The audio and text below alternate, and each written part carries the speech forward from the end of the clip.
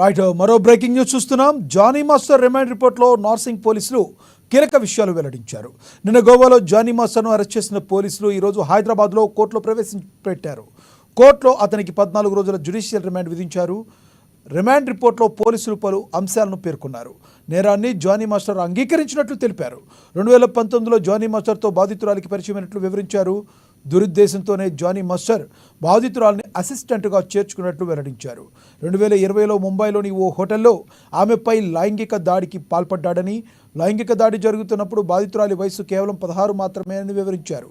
4 ఏళ్లుగా బాధితురాలిపై లైంగిక దాడికి పాల్పడుతున్నాడన్నారు.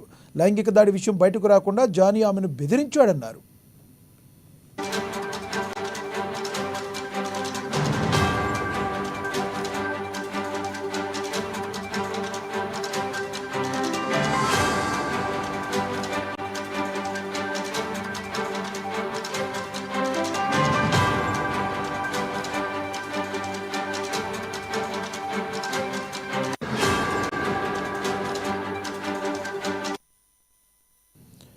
జానీ మాస్టర్ రిమాండ్ రిపోర్ట్లో నార్సింగ్ పోలీసులు కీలక విషయాలు వెల్లడించారు. నిన్న గోవాలో జానీ మాస్టర్ను అరెస్ట్ చేశారు పోలీసులు.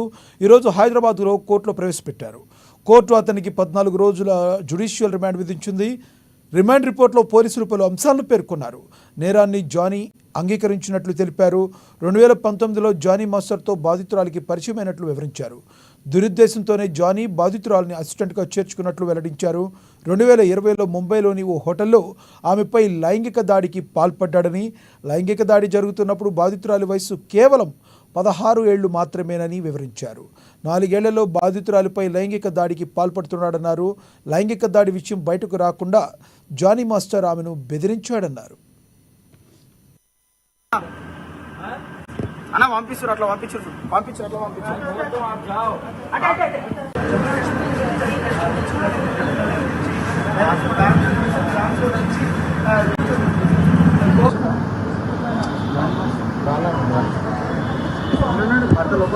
ఈడ